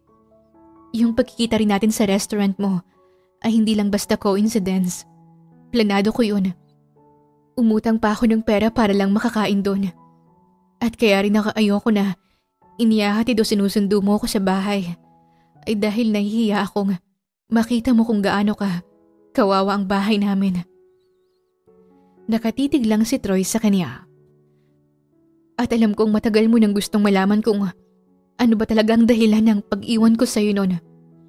Kaya kita ginost ay dahil ayoko ng mahirap na boyfriend. Nagsawa na ako sa pagiging go with the flow mo. Wala kang plano, wala kang pangarap, at pareho tayong mahirap. Kapag pinagpatuloy natin ang relasyon natin ay pareho lang tayong malulugmok sa kahirapan. Kaya naman naisipan kong iwanan ka na lang. Nasaktan kita at gusto kong humingi ng tawad sa'yo. Minahal mo ba talaga ako, Sally? Oo, Troy. Ngayon, peke pa rin ba ang pagmamahal na pinaparamdam mo sa akin? Hindi na, Troy. Kaya ako nga sinasabi sa'yong lahat ng ito eh. Mahal na mahal kita. At nagigilty ako na naisipan kong gamitin ka at perahan. Maling-mali yun kaya gusto kong itama ang pagkakamali ko. Sorry talaga. Kaya naintindihan ko kung magagalit ka sa akin at kung iiwasan mo ko. Bigla siyang niyakap ng mahigpit ni Troy at hinalikan pa siya nito sa noo. Hindi ako galit, Sally. Bakit hindi ka galit? Kasi mahal din kita at matagal ko nang alam ang tungkol sa lihi mo. Ano? Kumalas siya mula sa pagkakayakap ni Troy. Alam mo? Oo, inimbestigahan kita. Nalaman ko na hindi ka talaga engineer at alam ko rin kung saan ka nakatira at kung anong itsura ng bahay mo. Napanganga si Sally. Tanggap kita, Sally. Mayaman ka man o mahirap, hindi magbabagong nararamdaman ko para sa'yo. Mahal kita maging sino ka man. Troy, mahal din kita. Masaya ako na narinig ko mismo sa'yo na mahal mo rin ako. Ngayon mo palang nasabi sa akin ng mga katagang yan. Biglang naglabas ng isang pulang box si Troy. Sally, alam kong hindi pa tayo pero gusto kitang alokin ng kasal. Sally Garcia, will you be my wife? Please spend the rest of your life with me, Sally. Aalagaan kita at mamahalin sa abot ng aking makakaya. Magiging mabuting asawa ko sa'yo. Pangako yan. Naluluhang tumango si Sally. Kaagad namang isinuot ni Troy ang singsing sa kanya at saka nila siniil ng halikang isa't isa. Masaya nilang binalita sa kanilang mga pamilya ang plano nilang pagpapakasal. Suportado naman sila ng mga ito. Ipinakilala niya na rin sa mga kapatid niya si Troy. Ikaw ba si Troy? Ang sama mong makatingin na. Maangas na sambit ni Sean at siya lang naman itong masama kung makatingin kay Troy. Mabilis na hinila ni Sally ang tenga nito. Gumagawa ka na naman ng eksena. Umayos ka, Sean. Kapag ikaw nagpakilala ng girlfriend mo, susungitan ko rin talaga, sige ka. Pagbabanta ni Sally. Joke lang eh. Binibiro ko lang tong fiance mo. Anong fiance? Fiance yun. Pagdatama ni Sally. Pareho lang naman yung may F.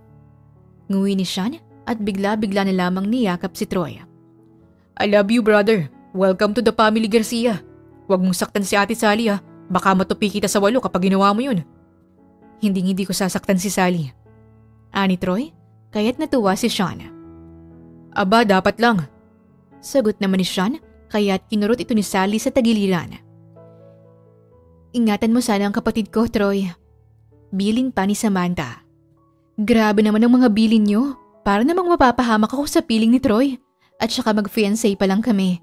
Dito pa rin naman ako titira sa bahay.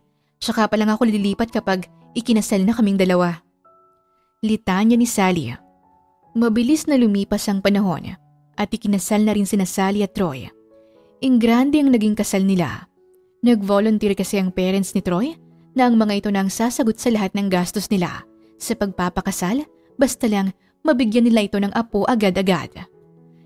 Kahit 3 apo lang, ayos na sa amin. Hiling ng ina ni Troy na para bang nanghihingi lang ng barya. Hindi rin naman nagtagal ay tinupad na ni Troy at Sally ang kahilingan ng mag-asawa. Binigyan nila ito ng 3 apo. Sa unang pagbubuntis pa lang ni Sally ay nagbunga agad ito ng triplets. 3 lalaking naging anak nila. Si Tyrone ang panganay, mana ito kay Sally at ubod ng talino. Si Trevor naman ang middle child na pinakapasaway ngunit pinakasweet sa 3. At ang bunso namang si Tony ang pinakamakulit sa lahat. Sa paglipas ng panahon ay nagbago na rin ang buhay ng mga kapatid niya. Ikinasal na si Samantha sa kasintahan nitong si Will. Si Sean naman ay kasal na rin sa asawa nitong si Katia at nakatira ng mga ito sa probinsya at may mga anak na rin. Si Divina naman ay naging matalik na kaibigan ni Sally. Masayang namuhay sina Sally at Troy kasama ang mga anak nila. Napuno ng pagmamahala ng kanilang tahanan. Mahirap maging mahirap, pero mas mahirap ang magpanggap. Dapat manatili kang totoo sa iyong sarili at sa ibang tao. Kahit na ano pa man ang estado mo sa buhay, huwag mong ikahiya ang buhay na meron ka at huwag mong intindihin ang panghuhusga ng iba. Ang kwento ni Sally nagpapaalala sa atin na mas masarap mabuhay sa katotohanan kaysa malugmok sa kasinungalingan. Hindi mo kailangang magsinungaling para lamang tingalain ka ng iba at hindi mo kailangang magsinungaling para lamang makasabay ka sa kanila. Dahil dapat nating tandaan na huwag mong baguhin ang sarili mo dahil lamang yun ang tingin ng iba sa'yo. Maging totoo ka dahil ang tunay na kaligayahan ay hindi nakukuha sa buhay na puno ng kasinungalingan. Wakas! Maraming salamat po sa inyong pakikinig sa kwentong ibinahagi namin ngayong araw. Muli, ito po ang Tales of Siren at hanggang sa ating muling kwento. Maraming salamat po.